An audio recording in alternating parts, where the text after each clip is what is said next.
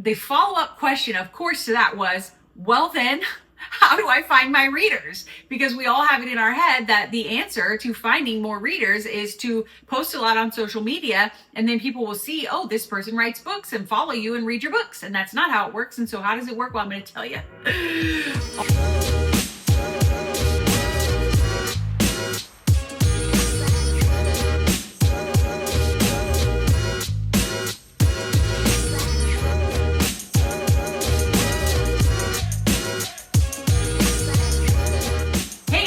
Welcome back to the channel. It's your girl, Kelsey, rom-com author, vlogger, podcaster, YouTuber, oversharer, bestie on the internet. And this is my frequently asked questions series, or really just asked questions. At this point, I'm just responding to comments on the other videos. Today, I want to kind of combine two questions that I got into one. So last week in my writing tips, we talked about the fact that if you are an author, and remember around here, we are trying to be full-time fiction authors. We're not hobby writers. We're not going for one big, fantastic traditional publishing deal. If that's you, you do you, boo. But around here, I want to help people like achieve their dream of actually doing this full time, of actually quitting their job and becoming a full-time author, self-publishing, making money, paying their bills with their craft. So if that's your jam, welcome. Now, last week, I broke down the painful truth that is most authors with a lot of social media following, those people were already readers and they came from their books to follow them on social media, not the other way around. They don't get social media followers and then sell their books. The exception to this rule would be booktubers, book talkers, bookstagrammers who build a huge following based on like doing review videos and, you know, posting their own bookish content. And then, which no surprise to me, and it's a great strategy if you want to wait years and years and years and do it that way, but you know, then years and years later, they get a traditional publishing deal because they have 100,000 followers or whatever. Occasionally, one social media post could go viral, and that could lead to a bunch of people going to a book. But again, that leads people to go to that book. Not necessarily everybody goes and follows that author. So what is my point? My point is we don't need to focus on getting a social media following right now, especially if you don't have your books out. If you want to know more about social media strategy, I want you to go look at the last writing tips video that I posted. The follow-up question, of course, to that was, well then, how do I find my readers? Because we all have it in our head that the answer to finding more readers is to post a lot on social media, and then people will see, oh, this person writes books and follow you and read your books. And that's not how it works. And so how does it work? Well, I'm going to tell you. Also, had another question because I talked about, I've had two launches, one in September and one in October. And I talked about those in my vlog, and I've talked about them here a little bit in the writing tips. And I had mentioned in those videos that my books launched into the top 100 new releases, top 500 in their category. Right now, I think both of those books are still in top 500 in one category. They're not in the top 100 bestsellers list, and unfortunately, they're not in the top 100 new releases anymore. I wish that had lasted a little bit longer, but my life is very hectic and I'm kind of spread too thin right now, and I'm not doing some of the strategies that I should be doing for launching second, third, fourth books in the series. And we'll talk about those today. But someone asked me, well, how did you do what you did? How did you get it to the top 100? How do you get it in the top 500? And how do you, really what she was asking is, how do you launch a book well? And I realized that launching a book well is really important in getting new readers and launching that very first book if you're just starting out. Maybe you do have one or two books out, but they didn't launch well and you didn't end up in the top 100 new releases or trending in the top 1,000 or 500 in the category of your books. So that's what I want to talk to you guys about today. I hope it will help you to think all of this through. And again, it's kind of liberating that, you know, we don't have to focus so much on making Instagram carousels and posting TikTok dances with our books. I do both of those things, but they don't sell. So how do we sell? Because if you don't sell books, you can't become a full-time author. We have to get over like, oh, I don't want to be salesy. Well, do you want to quit your job? Do you want to make an income from the work that you love? Do you want to pay off debt or go on vacation or whatever your personal goals are that you have for your finances and your books? You have to sell. So let's dive into it. There are some obvious first points here. You have to research your genre. You have to make sure that when you put out that first book, it actually fits the reader expectations. I've talked about this a lot in my other writing videos, but I'm going to say it again. If you write cowboy romance, you better have studied all of the cowboy romance book covers, and your book cover better fit right in. Is it an illustrated cartoon cover, which kind of at this point implies that it's like a spicy rom-com cowboy? Or is it like a really sweet picture in a field of actual actors? That implies that it's more of a clean, uplifting, closed door, historical cowboy type romance. Which one are you? You have to know. Make sure that your design is matching the best of the best. Pay attention to the fonts. I think fonts are one of the big places people make mistakes. Pay attention to fonts, pay attention to colors. Just look at what's trending, because trends change. So if you really love sci-fi books that were written 10 years ago, and that's like when you got the sci-fi bug and those are all your favorite books, well, if they were designing those books today, the covers would look different. So the design has to look well. And of course, we're talking about a whole series, right? Because you've already broken your book out into series. And I did talk with a friend about an interesting stat. And she was saying that she heard somewhere that the majority of readers only want to read one standalone. Okay, that's true, but I'm not talking about writing trilogies. I'm talking about writing a series of standalones that someone could come in and read it. My books, you could come in on the orange book, Things I Forgot About. You could come in on the red book, the bodyguard romance. You could come in on any of them. You would pick up on the fact that these other characters probably had a previous book. Like you would figure out like, oh, this is a series based on all these sisters. But you could just read one and be done. That's what a series of standalones is. So most new readers are more likely to jump on a standalone that then they can go on in the series if they want to or not, versus a duology or a trilogy. So if you hear people saying like, readers only want one book, readers only want standalones, nobody wants a series, publishers aren't buying series, agents don't want series, they don't want trilogies. They don't want duologies. They don't want cliffhangers. You are taking your story, breaking it out into a series of stories using side characters and ongoing story arcs to make hopefully a 4-book series, 3 or 4 books. I recommend at the start, if you're a beginner, 4 books, because in every 90 days you launch a book, not every 90 days you write a book, but you write them all, get them almost all the way finished, and then you start publishing, and every 90 days you put out a book. That's 4 books a year. That is life-changing for you as an author. So that's why I recommend that strategy. Before you're doing any of this publishing stuff and launching stuff and selling stuff, you got to get your series lined out. You have to have your blurbs, your reader expectations, your genre specifications. All of that has to be locked up and loaded, ready to go. Once that's ready, and then you start actually publishing, make sure that your blurb is correct. Make sure that you've done the right keywords. There's lots of different tools, free ones, Google, ChatGPT, figuring out the keywords to go in Amazon. You only get 7. And figuring out what kind of description you should have, what words should be in your blurb. You do need to be able to describe your book in one quick sentence. That's important for all of the marketing stuff we're going to talk through, to be able to just quickly pitch your book to whatever strategy you're working on. A lot of times they don't want to read the whole blurb.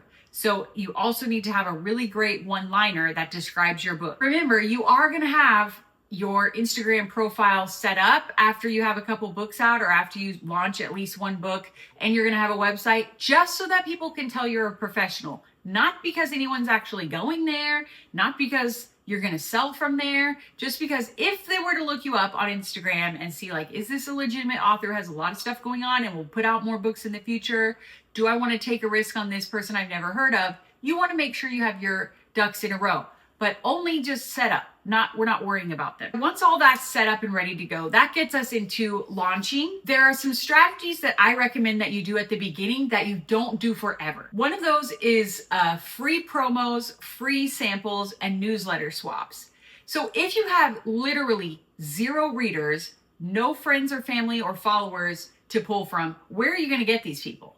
And the answer is you're going to go on BookFunnel and you're going to do some newsletter swaps or some promo swaps with other authors. Now, how does this work? Well, I'm not going to do a tutorial on like how to use the BookFunnel website, but basically you go in there and you find similar authors like you who put out weekly newsletters, and within their newsletters, they recommend multiple books to their readers. So you can be one of the books that they recommend.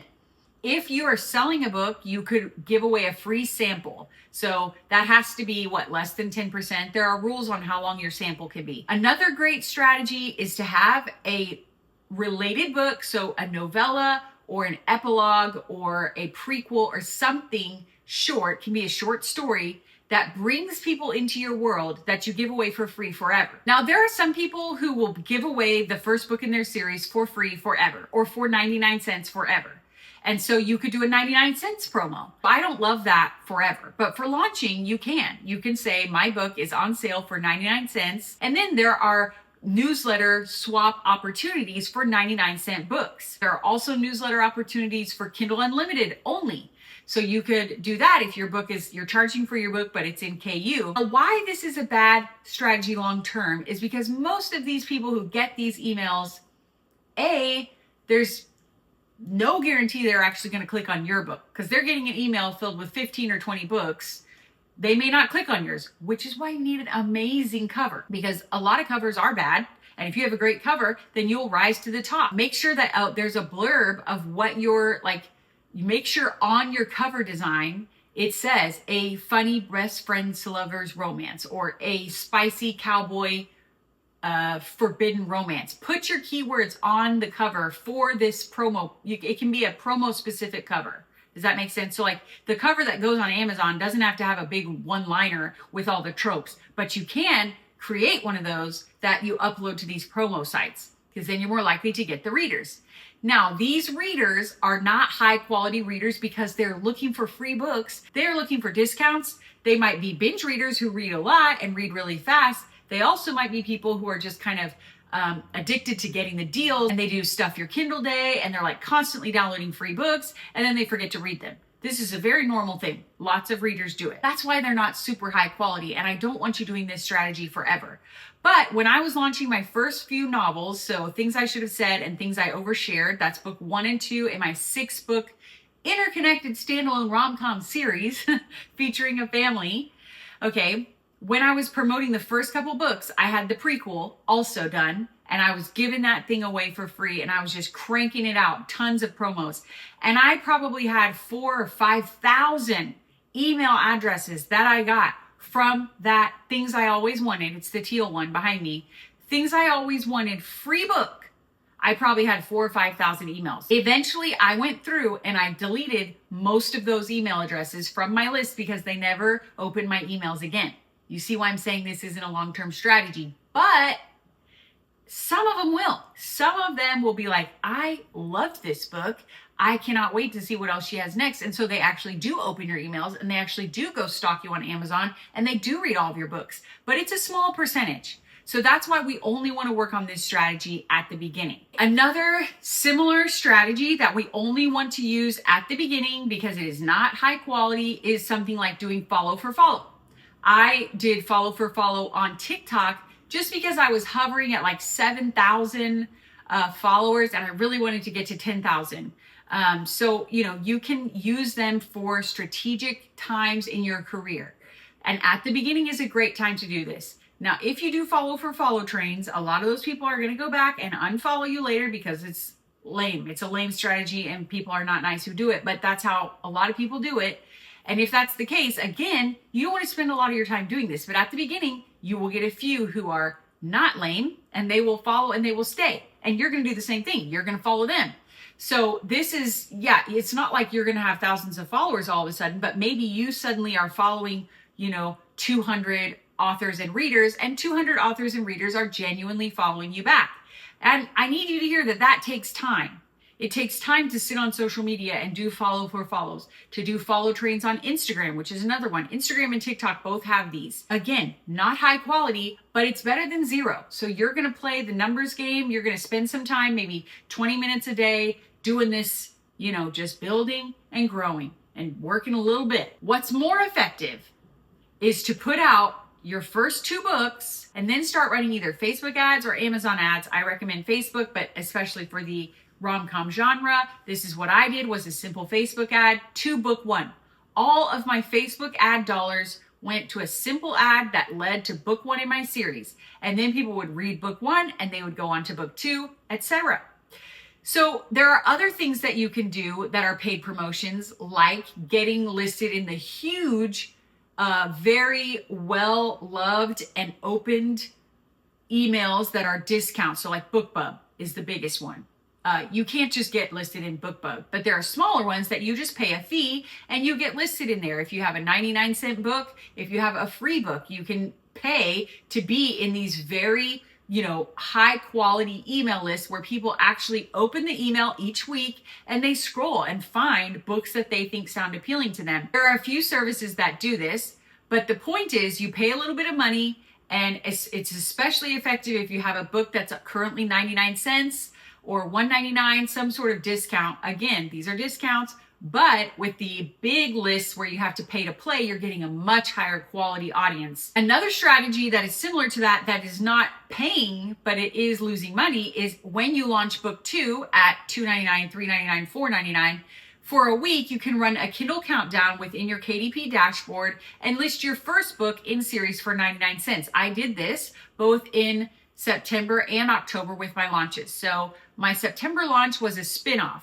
And so I went ahead and I listed things I should have said, book 1, as 99 cents, in case anyone read through Happy Christmas really fast and really loved the best friend relationship and wanted to go read the best friend story. Well, her story is things I should have said. So I listed it at 99 cents. And I will probably do that again in December because I think I'll have more people reading Happy Christmas in December than I did in September. I launched that book too early. That was a lesson that I have learned. I will not launch a holiday book in September again.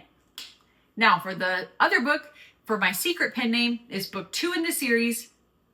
And because I was so far behind on launching the next book in series, not following my own advice because of what happened with our family, I actually wrote the free novella and have started promoting this free novella to get juice back into the series. But at the same time, I put book 1 in the series at 99 cents for a week. And that did increase sales, and I saw a big bump in book 1. So those are some things that you can do to get some eyeballs on your book right at the beginning. Do we want to be constantly paying to be in newsletters? Do we want to constantly be doing follow for follow?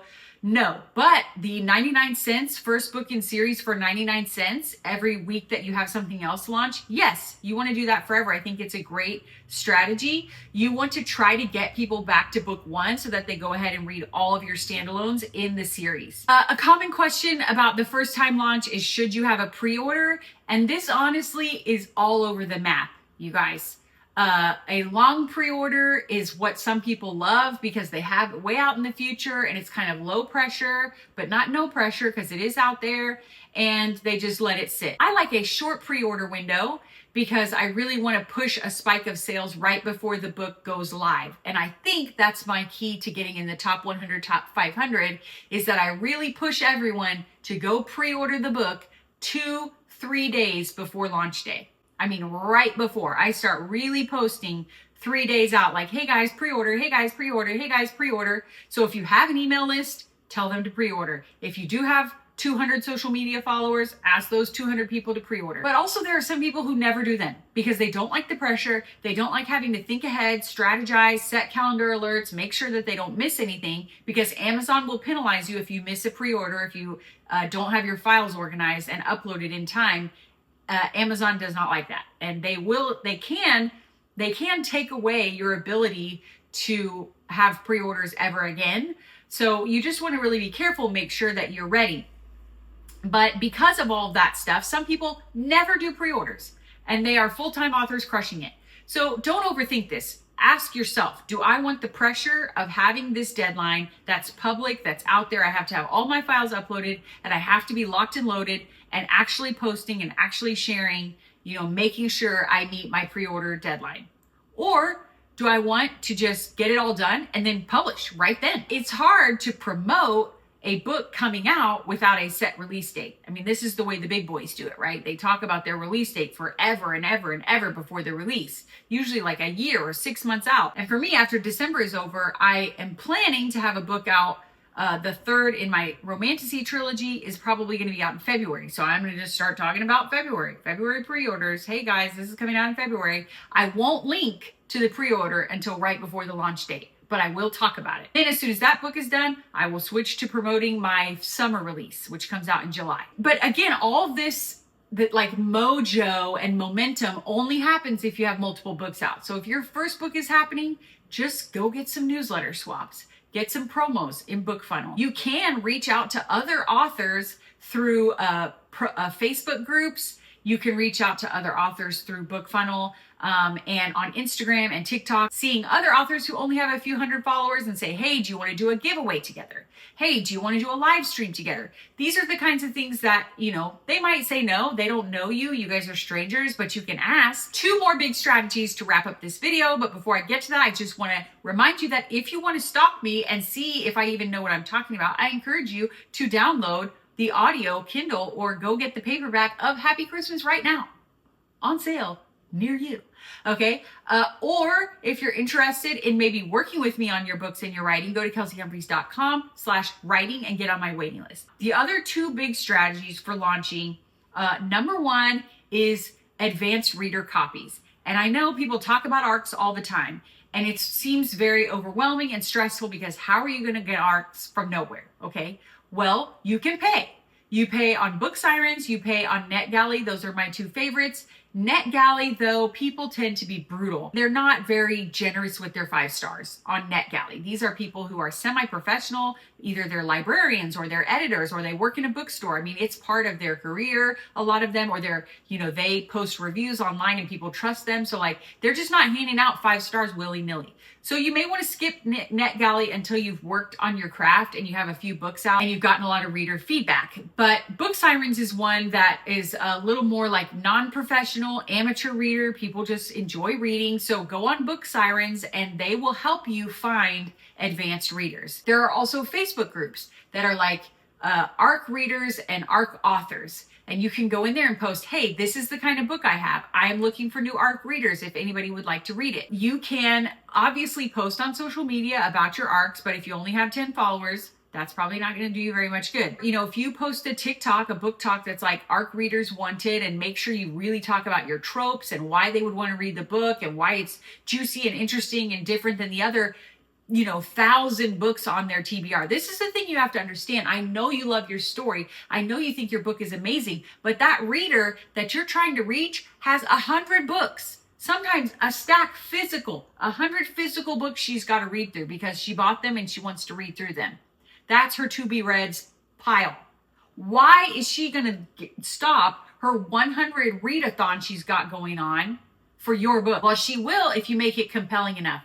This is why you got to have your little 1 sentence. Like at this point for ARCs, we do want to talk about the premise, not necessarily the emotional hook like I talked about last week. We want to get them and like, why would they put this on their TBR? Why would they join your ARC team, your street team, your launch team? And that's because they're somebody who really loves bodyguard romance. So like, if you love bodyguard romance, this one is super hot, quick read, laugh out loud, and I'm needing ARC readers. Link in bio. Like something like that, just super clear, direct. They can read it in 7 seconds. So that's something you can do on Book Talk and Bookstagram. But again, social media is not going to get you as far as Facebook groups or actually paying $10, $20 to get with those readers on BookSirens who are looking for books. So don't be afraid to at least try it. And in the big book clubs, and you can reach out to local book clubs. You can reach out to your local bookstore and say, hey, do you have any sci-fi thriller book clubs? Because I've got a new sci-fi thriller coming out and I'd love to post about it or have you email them, or if I could put a sign up at your bookstore. The thing with ARC readers, the idea is you get a few hundred, maybe even 1,000. There's no way you're going to get 1,000 for your very first book, but you could try. You want to get 100, 200, 300 ARC readers, okay? Not all of them are going to actually read it because again, they've got their own TBR. Then even if the ones who read it are going to forget to review, which is like the most frustrating thing because we've made it clear, like this is an advanced reader copy so that you will go leave a review on Amazon and Goodreads. This is an advanced reader copy so that you will post about it on Bookstagram. Like that's the whole point. And then they read it and maybe they rate it 5 stars, which is better than nothing, or they rate it 3 stars or whatever, you get some ratings, but they don't leave reviews. And Amazon has cut down a little bit on leaving a review with the phrase, I got an advanced copy in exchange for a review, blah, blah, blah, blah, blah, blah. It's true. Amazon is more sticky about that than they used to be, but it's still the strategy we all use. Here's your advanced reader copy. Please post reviews on Goodreads, Instagram, Facebook, TikTok, and Amazon, hopefully. So that is how you will see a book launch with 100 reviews right away. Or you will see a book launch with 7 reviews right off the bat, or you'll see a book launch with 1,000 reviews overnight. Well, that's because those people, most of them didn't stay up all night reading it. Most of them read it a month ago or 2 months ago or 3 months ago when the ARC went out. That is a big strategy for getting traction on Amazon and getting on those like new release lists, is if there are reviews rolling in, and it also gives you credibility. So let's say you get 100 people to buy your book. Let's say you get into the top 50 new release small town romance, which congratulations if you do. But if you do get in that list and someone is scrolling through it, they are more likely to click on your book and give your book a chance if you have some reviews there. So that's why advanced reader copies are so important. The second last strategy that I wish I had done, that I was advised not to do it, and I don't understand why. I can't understand why anyone would tell a new writer not to do this, but you want to write a bonus chapter, a bonus scene, a bonus epilogue at the back of the book, because if they've already read your book, they are so valuable. If they read to the end of your book, if they bought it and then read to the end of it, are you kidding? That person is your new MVP. You love them. You want to give them your firstborn child, okay? But instead, you're going to give them a free epilogue. And they will go and sign up for your email list in order to get that bonus scene, because they're already in the world, they're feeling the feels, they're having the vibes. So you got to do that. That is the number one way to build a high quality email list. Put a bonus scene in the back of your book. QR code for the printed book. They scan it, they start reading. They put in their email, they start reading. The way you deliver that to them is through either your mail provider, like I use MailChimp, or if it's for a bigger book, like a big PDF, I have a whole, I have a novella at the end of my 6 rom-coms that you can go get. That's like kind of like Where Are They Now? And it's got a bunch of different chapters in there, all from the male point of view, which everybody loves. And so to get that, I actually use BookFunnel to deliver it to them, because it's not as easy as just pasting the actual chapter in your email provider. So BookFunnel is a great service for that. Those are all the strategies I can think of for really launching well. Another question I know people are probably thinking is, well, what about influencers? What about, book bloggers and bookstagrammers and book talkers? I'm going to test this again, everybody, okay? Because when book 1 and 2 of my Heartlanders series came out, I went in the hole, spent the money to send physical copies of both books, like wrapped up with like tchotchkes and stuff, and explain it. And I emailed a bunch of different bookstagrammers and book talkers. I said, can I send this to you? And then, I don't know, 75 of them said yes. And so I sent out 2 books. You know the shipping cost on that? I was like, you guys better post about this. And most of them did not, okay? Most of them did not post. But I think it may have made a bigger impact than I thought, because I have since been like, I'm never doing that again. And now I've got a much bigger email list, a much bigger ARC team. I've got much more momentum, but my most recent holiday launch just didn't do as well as I expected. Part of that is because I launched in September. That was one mistake I made. But the other part may have been that I just didn't spend enough time reaching out to influential people in the community to just say, hey, because all of these people are putting out their, top 20 holiday reads for the season. And if I had at least messaged them, I probably would have gotten on some of those lists. Now I'm like painfully twitching every time I open Instagram, because I know that my book would really fit well with the list of holiday rom-coms that they're putting out. And I'm not on any lists. And it's because I kind of just was like, I'm not doing, bookish social media anymore, because I've been burned by how much I spent. Now, there's no cost in sending a DM, Kelsey.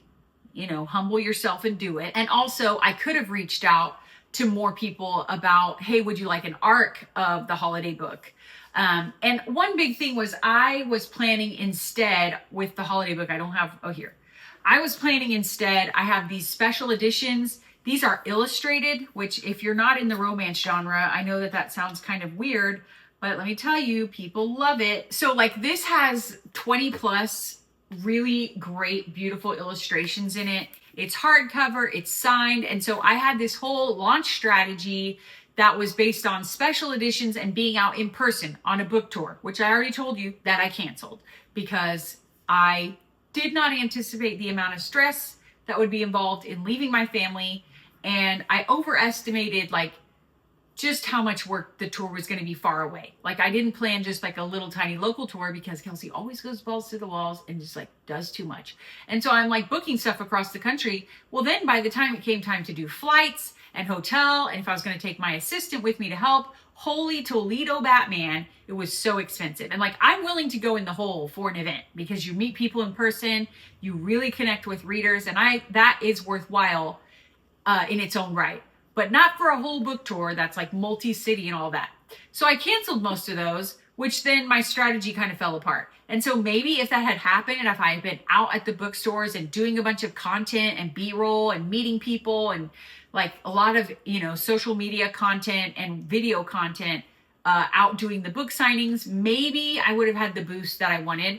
But I mean, honestly, I think I just should have done some outreach. Now, again, listen to me, because I realize I'm saying social media, but I don't mean posting on your own social media, trying to grow a following.